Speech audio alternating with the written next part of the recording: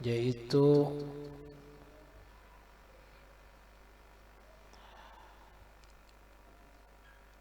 wasiat beliau, lazimkanlah oleh kamu hai segala muridku sembahyang 5 waktu berjamaah dan sembahyang Jumat dan membanyakkan akan zikrullah ghuduwan wa asyian qiyaman wa qu'udan wa ala junubikum, dan melazimkan musyahadah wahdatul af'al dan wahdatus sifat dan wahdatul zat dan muraqabah, dan membanyakkan akan membaca Al-Quran dan salawat atas Nabi Muhammad sallallahu alaihi wasallam, dan membanyakkan akan istighfar dan menyampaikan hajat segala manusia dan menolongi hamba Allah ketika mendapat kesusahan, baik kesusahan dunia ataupun kesusahan akhirat. Karena segala yang tersebut itu sangat memberi bekas di dalam hati dan menambahi kekuatan dalam mengerjakan segala ibadah dan keyakinan serta keimanan kita kepada Allah Subhanahu wa ta'ala.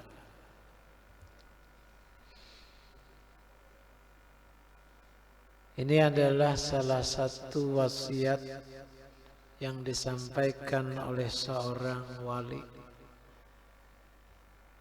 dan kewaliannya itu disebut dengan kutub.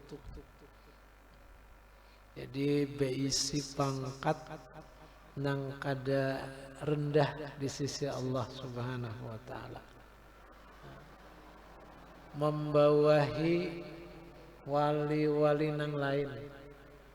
Jadi kalau wali itu sudah kutub, berarti pangkatnya tuh tinggi.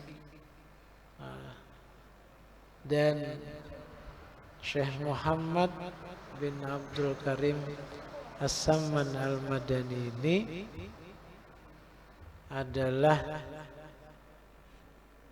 salah satu dari murabbi kita, mursyid kita, karena guru-guru kita banyak nang merujuk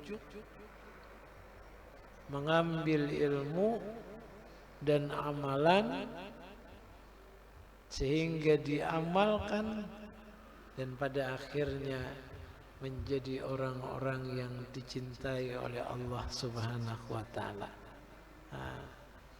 Kalau kita sebut ngarannya Syekh Muhammad Arsyad Al-Banjari, yalah, itu luar biasa. Jadi menjadi kebanggaan bagi kita, walaupun kita kada katurunan sidin, walaupun kada bakula lawan kita, tetapi beliau adalah orang yang sangat memperhatikan akan keimanan dan ketakwaan serta keislaman dari orang-orang yang ada di wilayah Sidin, Martapura dan sekitarnya. Jadi luar biasa, karena berkat Sidin, diantaranya barangkali tanah Borneo ini menjadi tanah yang dihiasi dengan para ulama dan santri-santri yang bertakwa kepada Allah Subhanahu wa ta'ala. Ke bawahnya lagi ialah Guru Kashful Anwar. Nah, ya sana itu orang-orang, khususnya guru kita bisa kumpul dan telah memberikan ijazah wiritan yang datang dari Syekh Muhammad bin Abdul Karim As-Samman Al-Madani ini. Nah, dan kita lihat memang orang yang menjadi murid dari Syekh Muhammad As-Samman Al-Madani ini, kada nang jaka ibarat anu tuh kada berguna. Jadi orangnya nang pasti menjadi berkah bagi orang-orang yang ada di sekeliling murid-murid beliau tadi. Nah, termasuk kita yang dapat berkahnya, alhamdulillah. Nah, jadi ada pengetahuan zikir, pengetahuan amal, pengetahuan bagaimana kita mendekatkan diri kepada Allah Subhanahu wa ta'ala dengan baik. Syekh Muhammad bin Abdul Karim As-Samman Al-Madani. Hari ini 2 Zulhijjah. Malam ini masuk 3 Zulhijjah. Nah, jadi hari ini adalah tanggal di mana beliau kembali menghadap kepada Sang Pencipta yang selama ini disembah, yang selama ini dirindukan, yang selama ini selalu dikenang, diingat oleh Sidin akan kebaikan-kebaikannya. Dan insya Allah sekarang Sidin berada di suatu tempat yang penuh dengan kenikmatan.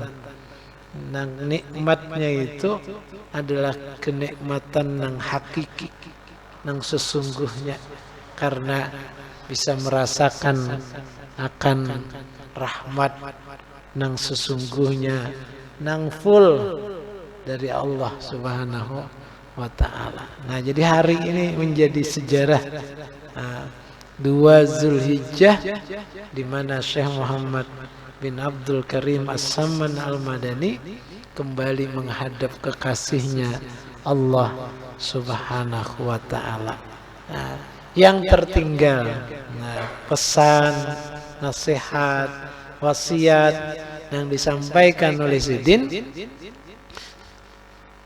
yang insya Allah akan membawa kepada kesuksesan sebagaimana yang Sidin dapat, sukses di dunia, sukses di akhirat, dan insya Allah terlindung daripada siksaan api neraka. Di antaranya tadi yang disampaikan oleh Sidin, wasiat ini mudah-mudahan rancak kita ingat sehingga bisa kita laksanakan. Pada akhirnya kita pun bisa merasakan kebahagiaan yang sesungguhnya, yaitu kebahagiaan dunia dan kebahagiaan akhirat. Apa tadi? Nah, pertama yang disampaikan oleh Sidin, Sidin, lazimkanlah oleh kamu, hai segala muridku, sembahyang 5 waktu berjamaah.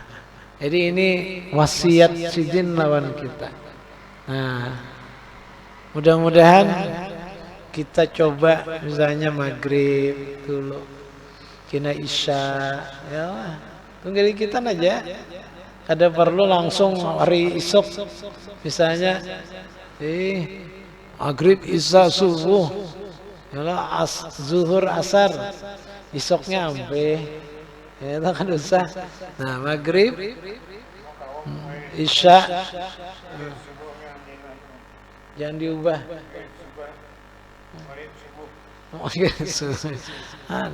Ya, nah triliunan ya, jangan dirubah lagi.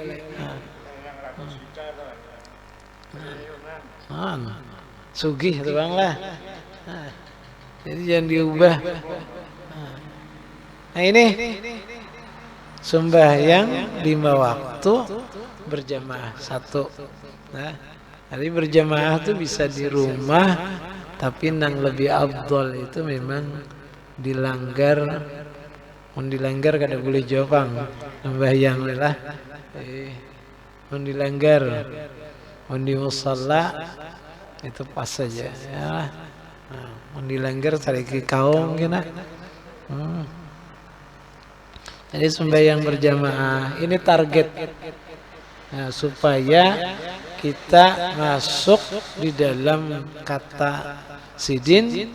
Nang sidin ucapan hai segala muridku. Jadi ini nang hendak kita capai. Sembahyang 5 waktu berjamaah. Nang kedua, apalagi tadi? Nah, sembahyang Jumat.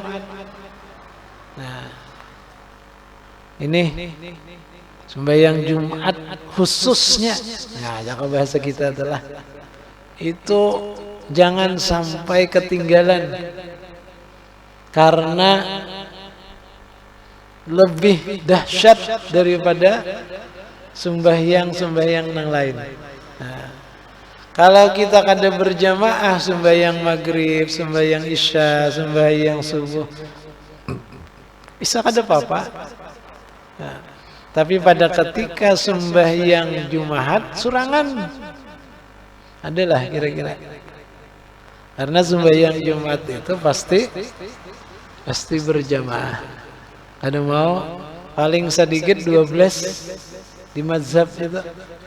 Nah, kalau Imam Syafi'i 40, jadi, nah, ya Allah, sembahyang Jumat nih.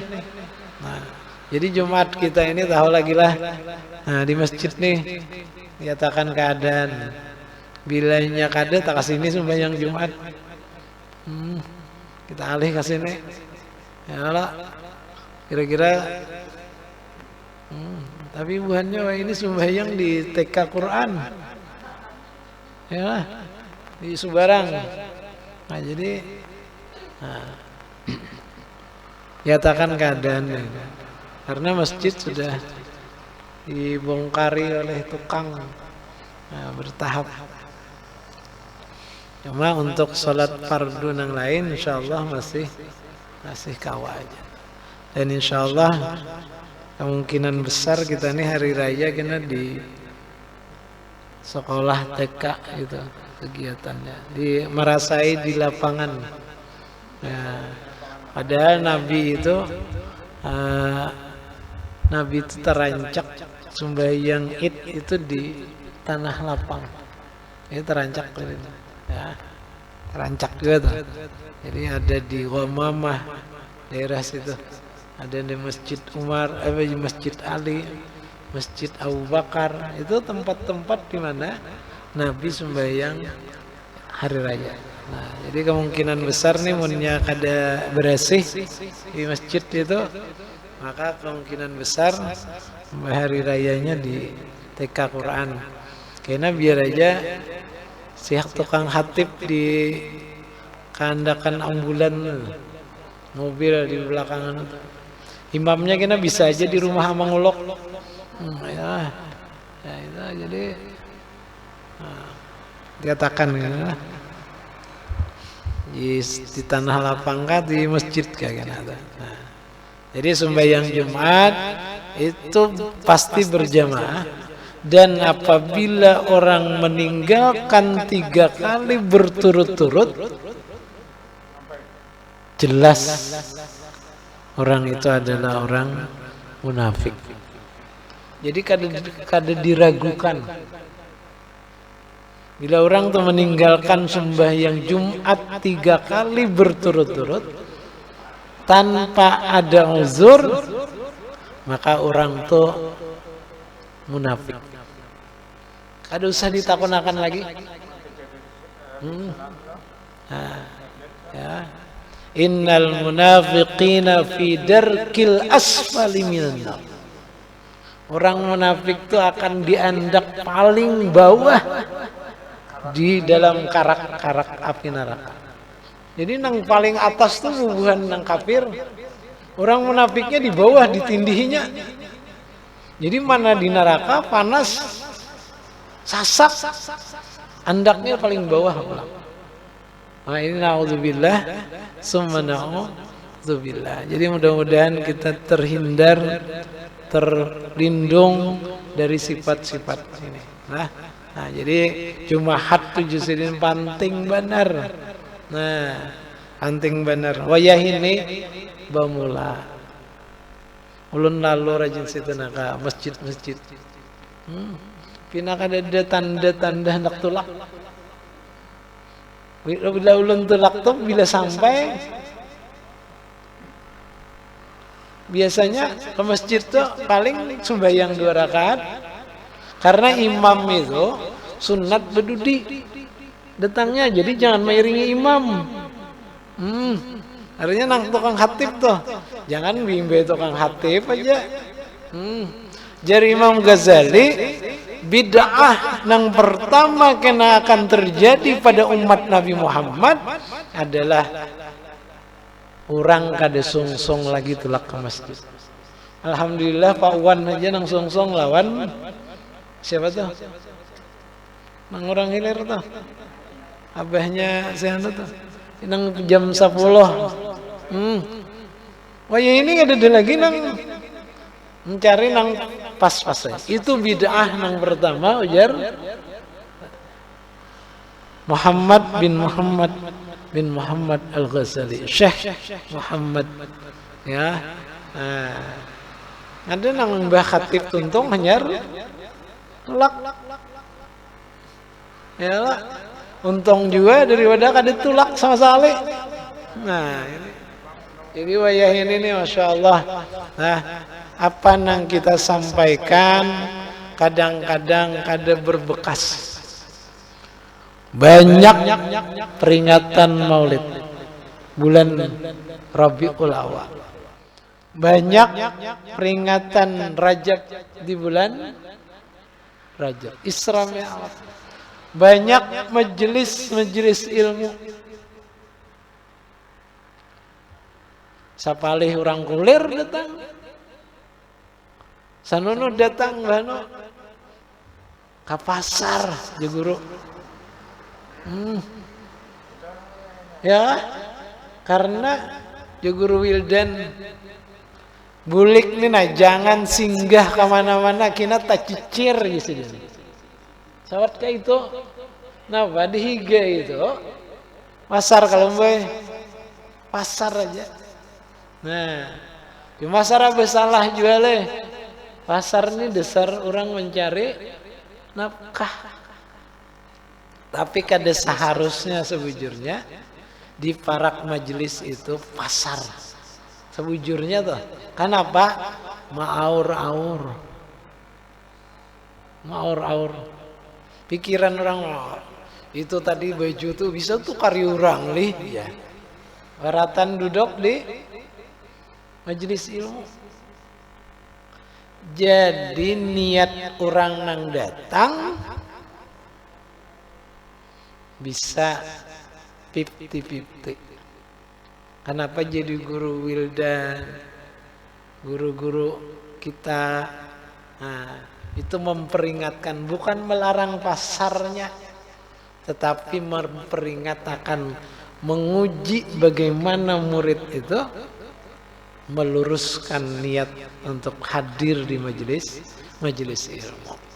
Aku anak guru Wildan gini aja, menukar anu salajur. Nah, ya lah. Nah, jadi niat tuh sudah nih, kita bagi 2. Ikhlas lah itu. Ikhlasnya terbagi 2. Nah, ini kadang menangati pasar kada. Cuman bilanya hendak ke pasar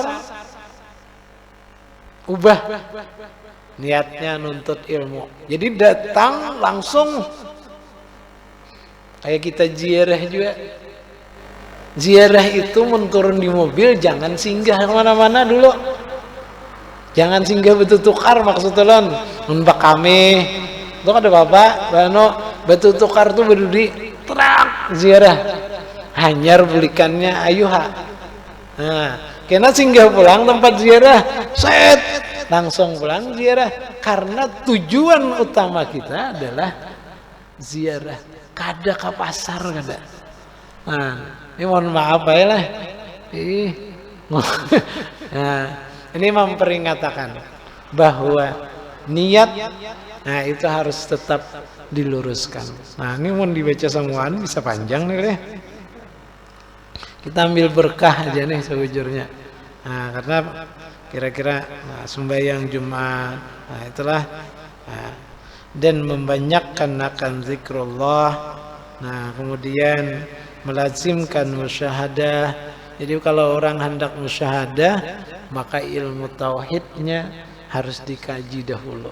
Jadi sidin ini menyambat musyahadah itu berarti menyuruh mengaji sifat 20. Nah, jika bahasa gitu ilmu tauhid lah. Sifat 20 kah sifat berapa kah? Karena ulama itu mengarang itu macam-macam. Ada nang 20 ya, ada nang kada 20 ya. Nah, dilanjur kah? Dilanjur tuh nyamannya di dunia, sakit di akhirat. Itu aja. Nah, yalah itu dilanjur ngarannya 60. Nah, papa aja. Nah, ya pami bahasa keluarnya kayak itu kah? Papa aja lah itu. Nah, jadi musyahadah. Jadi nangiannya itu biasanya musyahadah ini diawali pada wahdatul af'al. Jadi melihat akan keesaan Allah di dalam setiap kejadian dan perbuatan yang ada yang kita lihat. Jadi perbuatan apapun bentuknya itu adalah dari kudrat dan iradah dari Allah Subhanahu wa ta'ala. Itu yang biasa di awal. Itu belajar tadinya ya. Nah, kemudian Jarsidin istighfar, baca Quran, baca salawat. Nah, kenapa Sidin sampaikan ini? Sidin sudah melakukan, kemudian merasakan bahwa ini akan sangat berarti untuk meningkatkan ketakwaan yang ada di dalam hati. Ada perasaan takutan lawan Tuhan. Bila kita mengamalkan baca Quran, hati jadi lembut, baca istighfar, hati jadi lembut, kada mau karas. Nah, pada ketika hati nang lembut, maka disitulah kita akan bisa merasakan betapa agama itu benar-benar membawa kita kepada jalur nang bujur, nang benar, yang akan membawa kepada sesuatu nang bahagia lah, ada kebahagiaan di situ. Nah, ya Quran, istighfar, salawat, dan ini Jarsidin itu akan sangat memberi bekas di dalam hati dan menambah kekuatan dalam mengerjakan segala ibadah. Jadi orang tuh rajin baca Quran, rajin beristighfar, rajin baca salawat, maka ibadah itu akan semakin meningkat lagi. Nah, khususnya musyahadahnya, muraqabahnya yang sudah Sidin sampaikan. Itu ibadah nang kada kelihatan, nang ibadah nang orang malaikat pun kadang-kadang kada mengetahui akan ibadah itu. Nah, mudah-mudahan walaupun hari ini talandung kita belikan, tapi yuk kita berharap bahwa kita akan mendapatkan syafaat dari guru-guru kita, mendapatkan pertolongan